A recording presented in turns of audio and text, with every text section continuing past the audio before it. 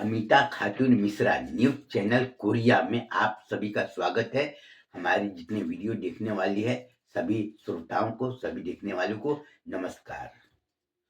आज 22 दिसंबर है और आज का वीडियो बनाने के पीछे बहुत गहरा और बहुत ही जरूरी वीडियो बनाने का मकसद है।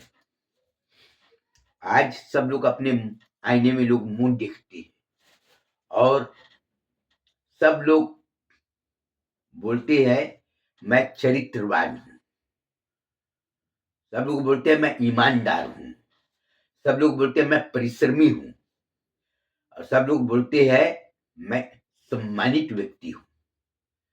आज का दिन भारत देश के लिए और भारत देश के मुसलमानों के लिए एक गहरा तमाचा है और तमाचा मारने वाला दूसरे समाज का ब्राह्मण है, क्षत्रिय है और वैश्य समाज के लोग हैं। और चौराहे पर खुले आम तमाचा मार रहा है कि लोग देखे कि सच्चाई कितनी है। लोग हमेशा हमारा मजाक उड़ाते थे, लोग हमारे ऊपर में कई तरह के सवाल उठाते थे और तरह तरह की बातें करते थे हमारे बारे में। हम मदरसा चलाते हैं, हजरत आमीना इस्लामिया मदरसा, जामे अरबिया नूरे मुस्तफ़ा, जामे अरबिया जीनतुल इस्लाम, जामे अरबिया गुलशन बगदाद। बच्चे पढ़ते हैं और हम अपना मेहनत करते हैं। अब मुस्लिम कौम हमेशा यही बोला है कि कुरान शरीफ में मेरा ईमान है और हुजूर से मैं बेइंतहा मोहब्बत करता हूं, हुजूर से बेइंतहा मोहब्बत करता हूं। लेकिन आज सबकी आंखें शर्म से झुक गई है। बहुत से लोग तो बोलने को तैयार नहीं, ऐसा लगता है जैसे मुंह में फेविकोल चिपका दिया गया। आज ऐसा मैं क्यों बोल रहा हूं? ऐसा आज बोलने के पीछे हमारा मूल उद्देश्य क्या है?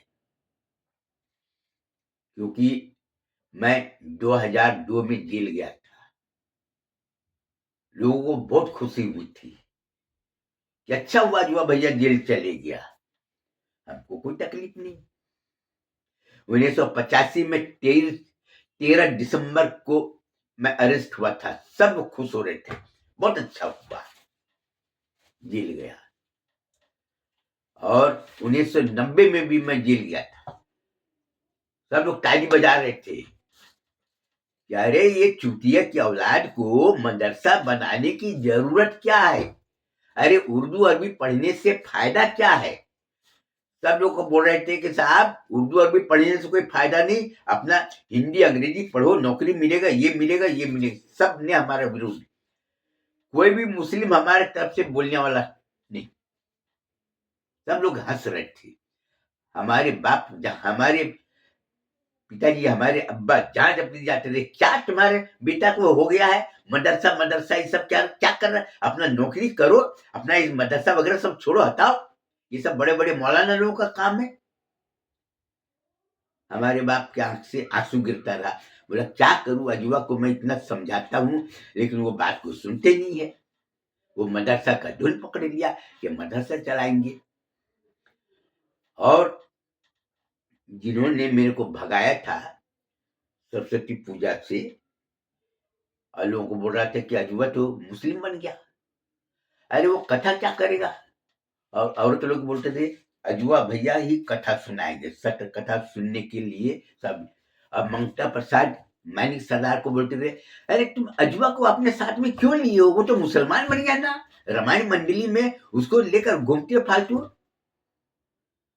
बोले तो क्या हुआ, अरे रामायण मंडली में कोई भी आ सकता है, वो प्रवचन करता है ना, और क्या करता है।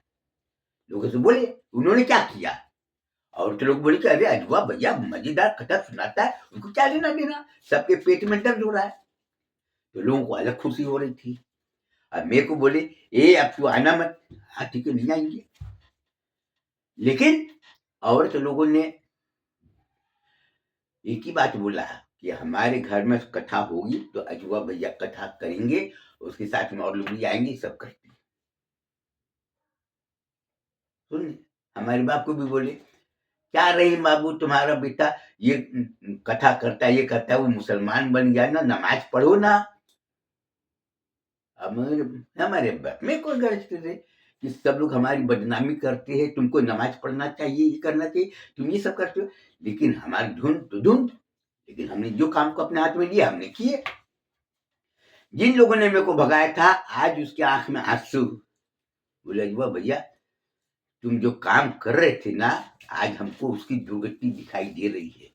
तुम छोड़ के चल दिए, आज चारों तरफ अंधकार बना हुआ है, लोगों का जीवन अंधकारमय हो गया है। बच्चे खर्रा खा रहे, जुआ खेल रहे, दारू पी कर बन में ये है वो। मतलब अब रोने धोने से क्या फायदा, मैं तो चल दिया। तो बात क्या हो रही थी, मदरसे की। हमने मदरसा खोला, कोई भी मुस्लिम बोले कि हमने साथ देने के लिए खड़ा हो, कोई भी बोले हम तैयार है, कोई नहीं। मदरसे की चंदा के लिए जाते थे, ऐसे गरजते थे, बाप रे, उतना दूर से आए चंदा मांगने के लिए, ये है वो तो खैर बहुत बात हो गया।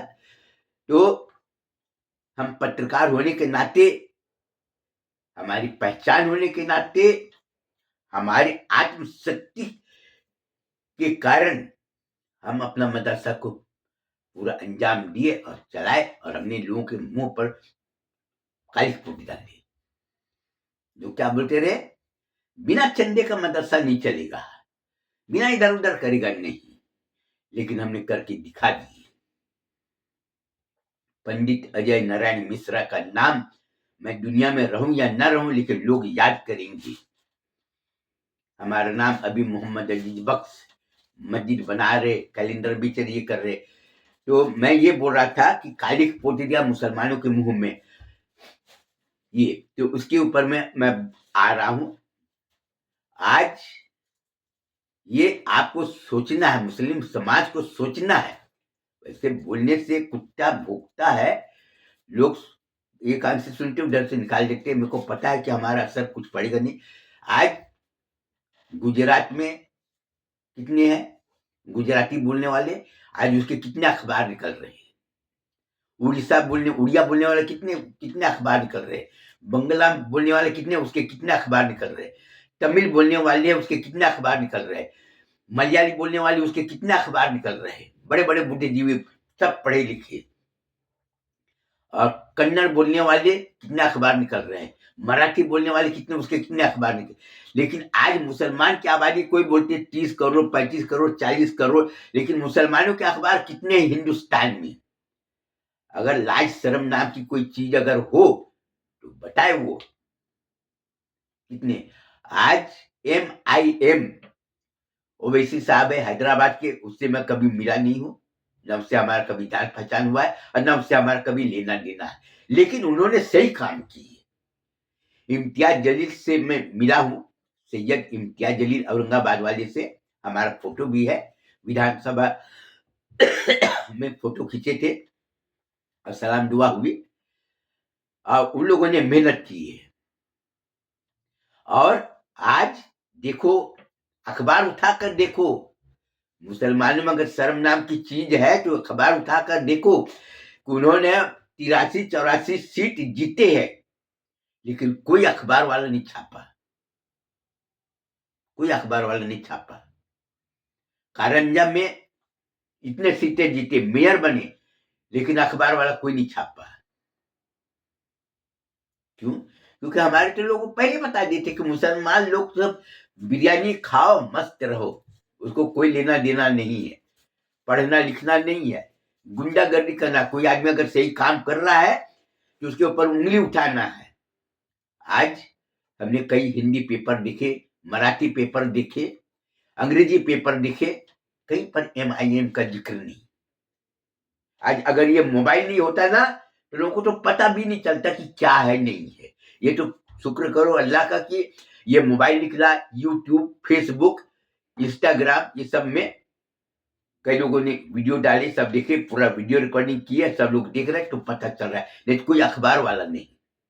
और मुसलमान दुआ मांग रहा है कि परवरदिगार मेरी इज्जत आबरू की हिफाजत फरमा। अल्लाह से दुआ मांग रहा है मेरे को हक और इंसाफ के रास्ते पर चलने की तौफीक अता फरमा। हम सब मुसलमानों को ईमान के रास्ते पर चलने की तौफीक पर। झूठ बोलने की भी एक हद होती है। और आपको बता दूं, रेड लाइट जिसको बोलते हैं वेश्यावृत्ति, जहां पर वेश्या, रेड लाइट एरिया में लोग जाते हैं अपना तन का भूख मिटाने के लिए, पैसा दिखते, लेकिन जिस्म का धंधा करने वाली औरत या लड़की वो अपना जिस्म भले बेचती हो, लेकिन अपनी मान सम्मान, अपनी आत्मा को कभी नहीं बेचती, कभी नहीं बेचती।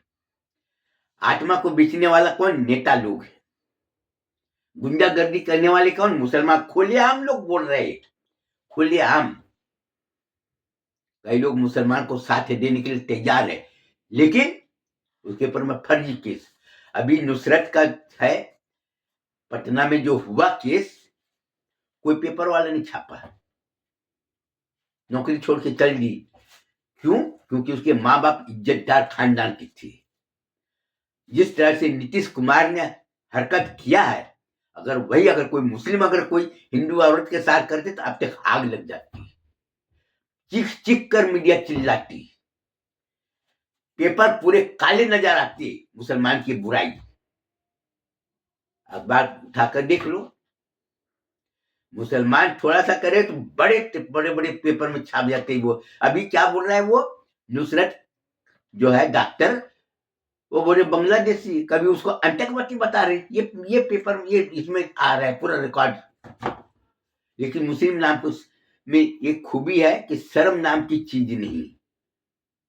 आज कितने लोगों ने बोले कि अजवा भैया तुम बात करते ना, हम ईमान वाले मुसलमान ये है वो है, कुरान शरीफ पढ़ता है, नमाज पढ़ता है, हज करने जाता है। बताए वो मुसलमान अगर हज करने जाता है, कुरान शरीफ पढ़ता है, तो अपने समाज की रक्षा के लिए उन्होंने क्या काम किया? कम से कम एक न्यूज चैनल तो बनाता, अपना पेपर तो चलाता, कम से कम अपना एक संगठन तो चलाता कि सही काम। वो हमेशा अपने पाप का घड़ा दूसरे के ऊपर में फोड़ता है, समझिए। और क्या बोलते, विश्व हिंदू परिषद है, बजरंग, अरे विश्व हिंदू परिषद, बजरंग दल है, आरएसएस वाले है, वो मुसलमान को नुकसान नहीं पहुंचाया। वो नुकसान किसको पहुंचाया? बौद्ध समाज वाले को। नुकसान किसको पहुंचाया? आदिवासी समाज वाले को। अपने हिंदू समाज वाले को नुकसान, पर मुसलमान को नुकसान नहीं पहुंचाया। मुसलमान को बर्बाद करने के लिए भाजपा ने पूरा लगा दिया, लेकिन बर्बाद कौन हुआ? सब उसके समझ, हमको कोई तकलीफ नहीं। अरे मैं तो बोलता कि बजरंग दल वाले बहुत अच्छे है, वो तो हमेशा आग लगाते रहे, हमको खुशी होती है। और उसके लिए मैं दुआ करता हूँ वो हमेशा अच्छा रखना उन लोगों को, क्योंकि हमको उससे कोई मतलब, हमको उससे कोई खतरा नहीं। आज ये वीडियो में तरह तरह के जो समाचार आए, देखने के बाद आज ये बोलना पड़ रहा है कि अगर मुसलमान अगर है तो उर्दू पेपर पढ़ने वाले को मना किसने किया? उर्दू पेपर छापने के लिए मना किसने किया? मुसलमान में यूनिटी बनाने से किसने रोका? मुसलमान में भाईचारा बढ़ाने के लिए किसने अड़ंगा डाला? ये बताए। कोई संगठन आए, ये घर मुस्लिम घर में प्यार मोहब्बत नहीं होना चाहिए, नहीं तो मैं ये करूंगा, कोई बोले कि सास बहू में प्यार मोहब्बत नहीं होना चाहिए, ये नहीं तो मैं ये कर दूंगा, वो कर दूंगा, नहीं। लेकिन मुसलमान मियाँ बीवी में तलाक, दूसरे कौम वाले आकर बोले क्या कि अपने बीवी को तलाक दे देना, फलानी की बहन को तलाक देना, फलानी की बेटी को तलाक देना। कौन से हिंदू संगठन ने बोला? कौन से हिंदू संगठन है जो बोला कि तुम किसी से उधारी पैसा ले लेना और मत देना? लेकिन आज हमारी कौम में झगड़े करने में सबसे आगे, झूठ बोलने में आगे। ये पानी देख रहे हैं ना, ये पानी एकदम साफ दिखाई दे रहा है। उसी तरह से ये वीडियो में बहुत सा ऐसे रहस्य रिकॉर्डिंग हो गया है, जो कि अगर कोई आदमी हमारे ऊपर में मुकदमा चलाना चाहेगा तो मैं उसको कोशिश करूंगा किसी अपने दोस्त यार से पैसा मांग कर 50,000 रुपए देने के लिए मुकदमा चला सकते हो हमारे ऊपर में। 2002 में जेल गया तो क्या नतीजा निकला? अरे साहब लोग बोल रहे अरे नकाब पहनना कौन सी बड़ी बात? अरे नकाब पहनना हिंदुओं को विरोध करना चाहिए तो मुस्लिम विरोध कर रहा है। हमसे पूछे कि भैया ये तो मुस्लिम औरत को नकाब नहीं पहनना चाहिए तो विरोध किसको करना चाहिए? दूसरे समाज वाले को। तो मुस्लिम समाज विरोध कर रहा है। हमारे ससुर ने हमारे ऊपर में इतना दबाव डाला कि दामाद बाबू आपको किसी की शादी में नहीं जाना। हमारी सास मालती देवी दुबे है, मेरे को बोली कि दामाद बाबू वो रोने धोने मचा दी कि तुमको नहीं जानना है। क्यों मालूम है कि मुसलमान लोग तुम्हारी तरफ से कोई बोलने वाला नहीं। वो भले नमाज पढ़े, हाजी बने, ये करे, दुनिया भर के जलसा करे, ये करे, वो सब कुछ करेगा, लेकिन जहां पर बात नबी की आएगी नबी के पक्ष में बोलने वाला तुमको नहीं मिलेगा। मैं तो खुलेआम चैलेंज कर रहा हूं। रमजान महीना अब आ रहा है, ये 2 महीने के बाद से रमजान महीना चालू हो जाएगा। वो फलाने मदरसे, फलाने मस्जिदे, फलाने ये है वो है, और रमजान महीने में दावत, लेकिन हमारे ऊपर में मुंह में ताला लगा दिया कि तुम कुछ मत बोलना। तुम मस्जिद बनाओ, मदरसा बनाओ, नमक साबुन कापी किताब बेचो, ये सब करो, लेकिन तुम अकेले करो। क्यों? क्योंकि तुमको अगर तुम्हारे अगर छूट देंगे तो लड़ाई झगड़ा होगा। आज कई जगह पर हमसे लड़ाई झगड़ा क्यों हुआ मालूम है? मैं सिर्फ ये बोला कि मुसलमान लोग बोलते हैं हम हराम का माल नहीं खाते हैं, रमजान महीने में इफ्तारी की दावत देते हैं, वो बताए वो सारा कहाँ का पैसा लाया है, वो क्या काम किया है, लोगों को ज़कात दे रहे, फितरा दे रहे, वो बताए मेरे को। ये पूरा आदमी का पूरा कैसा चिट्ठा रिकॉर्ड है, और हमारे तरफ से लड़ने के लिए है, लेकिन लोगों ने बोल दिया कि सब कुछ करना, अजवा भैया को कभी मत छेड़ना, वो जात का ब्राह्मण है, तुम्हारी पूरी खाल उतेर देगा। सब लोगों ने चैलेंज कर दिया कि उसको भूल कर मत छेड़ना, सब कुछ करना। आज लोग कितने लोग हैं आज बोलने को तैयार नहीं? मुसलमान लोग बोल रहे ना नमाज पढ़ रहे, आज तो अजान बंद करा दिया, जबकि अजान कितने साल से हो रहा था। अजान की वजह से क्या नुकसान हुआ किसी से पूछो, कोई जवाब देने को तैयार नहीं। अरे हमारे दोस्त लोग खुद ही बोल रहे हैं कि अरे अपने अजान से अपने क्या नुकसान है, कुछ ही नहीं। लेकिन आज कई जगह पर दंगे फसाद हुए, बहुत से ब्राह्मण ऐसे हैं जो कि अपने जीवन में झूठ नहीं बोले, बहुत से क्षत्रिय ऐसे हैं जो कि हराम का पानी नहीं पिए है। उनके माता पिता को दोनों हाथ जोड़कर मैं प्रणाम करता हूं। और वैश्य समाज के लोग आज भी ऐसे ऐसे लोग हैं जो कि अपने आत्मसम्मान के साथ में कभी समझौता नहीं किए। आज हमारे ऊपर में ये दबाव है कि तुम जात के ब्राह्मण, तुम कुर्ता पैजामा पहन लिए, नमाज पढ़ते हो, सब कुछ करते हो, लेकिन जात तो ब्राह्मण ही रहोगे ना। आज मैं कुर्ता कुछ भी पहन लूं, लेकिन मैं नस्ल किसका है? ब्राह्मण का। आज हमारी पहचान किससे? पंडित ज्वाला प्रसाद मिश्रा से। पंडित ज्वाला प्रसाद मिश्रा कौन? हमारे दादा का नाम पंडित ज्वाला प्रसाद, उसके अब्बा का नाम हेमंत प्रसाद मिश्रा है। हमारे दादा है, उसके दादा का नाम कागज में लिखा हुआ है ना, जमीन के कागज में, मेघो प्रसाद मिश्रा, सब लिखा हुआ है। हमारे गांव में कई लोग छान मारे, बोले कि उसका बाप कोयला खदान में नौकरी करता है, उसके ऊपर में कोई चोरी नहीं, कोई बेईमानी नहीं, कोई आपराधिक रिकॉर्ड नहीं, कुछ वो नहीं, और कोई हेरा फेरी नहीं, कुछ भी नहीं, पूरा छान मारे। इतना जैसे अगर सुई अगर गिर जाए ना तो उसको भी खोजने में टाइम लगता है, लेकिन हमारे चाल चलन के बारे में इतना छान मारे उसको कोई सबूत नहीं मिला।